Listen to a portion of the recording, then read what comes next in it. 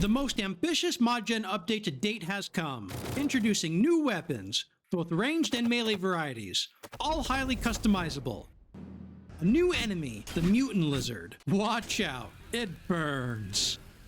And additional configurable options and bug fixes. Welcome, survivors. This is Eerie Knight of the Suda Posse, and today I am proud to announce exciting new features for the ModGen GUI. For those who have not seen, heard of, or ever used my GUI before, this is how it works. Step 1. Choose your mod. Step 2. Pick what options you want, edit from the drop-down box or type in the values of your choice, and Step 3. Generate. It is that easy. Go ahead and download from any of these links popping up on screen right now. Links in the description below. Though I usually save it for the end of my videos, I'd like to thank all of our current and former patrons, especially as their kindness directly funded the purchase of Unity assets I used in these mods. Thank you all so much for making this a reality. Now on to the new stuff. The ModGen GUI has seen the introduction of new assets for the very first time, the first batch of many more to come in future updates. I was familiar with Unity when starting the work on this update, but there's definitely was a learning curve for how to use Unity to adjust all the models to make them compliant for 7 days to die to load the assets in-game. Hence the larger gap between the previous GUI update and this one. You know, plus the thousands of lines of additional code to generate all the files needed to create all of these new items beyond the Unity model. Good news is that I've automated a lot of the file generation process, so adding new items in the future will be a lot easier and faster. To access these new features from the GUI, make your way over to the side navigation panel and scroll down to the very bottom and select the new category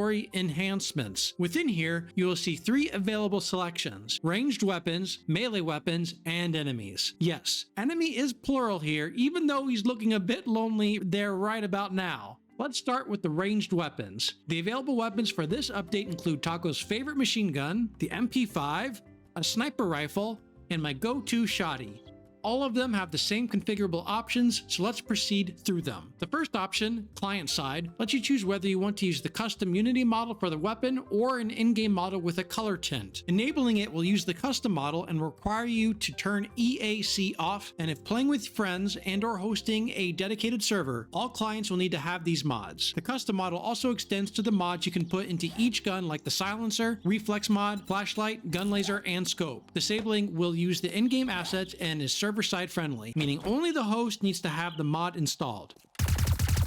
Lootable and craftable determine how you are able to access the weapon in-game. Enabling either or both of these options will make the weapons appear in loot and or the crafting screens. If craftable, they'll appear in the appropriate crafting skill. Loot probability will determine the chance you'll see the weapon in loot, but only if enabled the lootable option. Disabling lootable and setting the loot probability will do absolutely nothing. The remaining options are pretty self-explanatory. You can customize your weapon statistics such as range, damage, rounds per minute, magazine size, to name a few. The bottom 3 options are extra special. If you desire to power up your weapons, you can add a health regeneration bonus, input as health per second for simply holding a weapon. Burn and shock probabilities will give you a % chance equal to the value here of triggering either or both of these effects. If all of these or some of them are too OP for you, simply put in a value of 0 to disable that effect, or turn them all on if you want a legendary powerful weapon. Over in the melee weapons tab, we have only 2 for now, the halberd and the sword. These weapons are slightly longer than their in-game equivalents of the steel spear and machete. Though like everything, that's configurable. You'll see similar types of options here as with the ranged weapons, and they all do the similar things. Some options differ, such as the ability to adjust attack stamina costs for both normal and power attacks, and attacks per minute. You can either use the in-game models or the custom ones via the first option, make it lootable and or craftable like the guns. Tweak the stats of your melee weapon as before, and you have the option to add those additional effects of health regeneration, burn,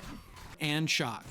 Now onto our new scaly buddy, the Mutated Lizard. For him, there is only a client-side version, nothing really analogous to him in-game to use. A lot of my time during this development cycle was devoted to getting this fella to work. I had to learn all about the formatting required to make this guy load in-game, how to set up all the colliders so your guns can hit him, setting up all the animations using the compliant 7 days to die animation controller so he can transition between different stances like idle to attack mode or idle to move. I recently adjusted the length of this transition animations just before release, as I felt he took like an eternity to run after you upon aggro. Feel free to let me know what adjustments you feel he still needs, and I can definitely improve those. Like pretty much everything in the GUI, he is highly customizable. I made the default settings about what I consider to be balanced. I can't emphasize enough the harshness of the air quotes on the word balanced here. My version of balanced could very well be different from yours, but hey, that is what the GUI is for, to personalize your mods to your tastes. You can set the move speed, which is the ambient speed in which he'll walk around while not aggroed on something. Aggro speed is obviously how fast he moves once aggroed. There's maximum health, health regeneration, burn chance, which controls the probability his attacks will set you aflame. There are more rather self-evident stats after that, but the more interesting thing you can do is to decide where and how he spawns in-game. You can have him spawn in the wilderness in a specific biome, multiple biomes, or all of them. You can also have him spawn in cities, Greener hordes, Blood Moon hordes. For the Blood Moon horde appearance, you can select from the drop-down menu at what point you'd like to see him. Setting it to early will cause the probability of him to appear to reach its maximum spawn probability at lower game stages, whereas late will make that a more gradual process with him taking longer to appear in meaningful numbers. Now onto the smaller additions to the GUI. In previous videos, you guys have given me lots of suggestions, but unfortunately, the time it took me to learn all the Unity stuff limited the amount of new things I could put in. Rest assured, I'll be doing a mix of strictly vanilla server-side mods as well as these new assets and subsequent updates. Some of these things include, but are not limited to, choosing the probability of spawning trees, grass, and environmental decorations in the world, number of mod slots and weapons, ability to mod in-game item mods, tools, melee weapons, or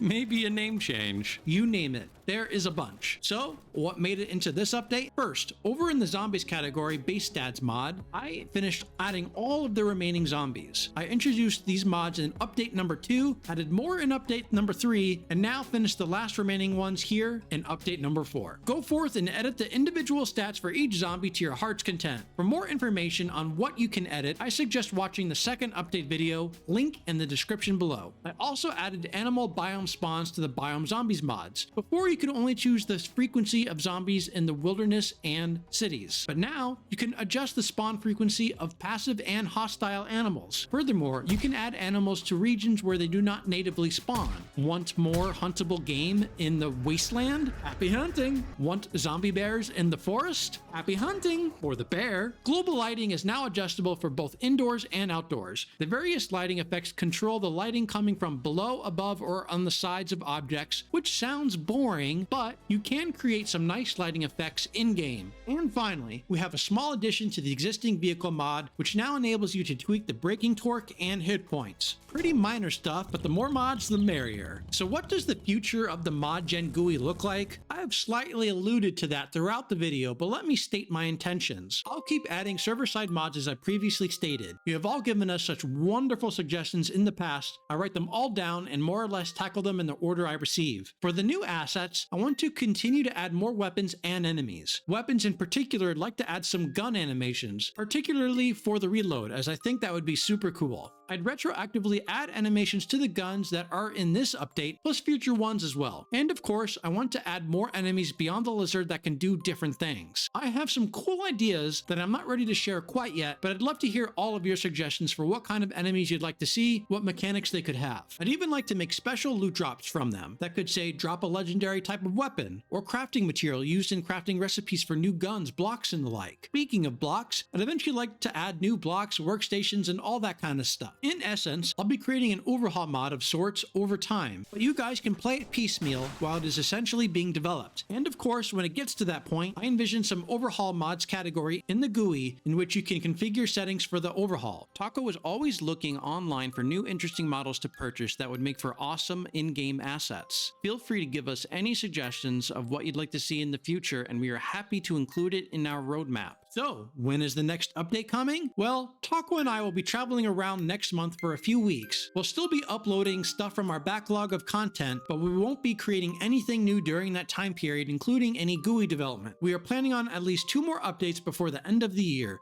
sometime in November and December. Anyways, I hope you are all excited as I am for the future of the ModGen GUI. Go download it and share it with your friends. Thanks for watching, everyone. Please leave all of your suggestions in the comments below or on our Patreon page or Nexus mods, or wherever you like. I love reading them and I'm eager to put in as many as I can, as fast as I can, into the GUI for you all to use and enjoy. I'd also like to reiterate the awesomeness of our community and the generosity of our patrons who quite literally, with no exaggeration, made this update possible. Thank you all so much. And on that note, I'll let you guys go. This is Eerie Knight signing off. See you all next time.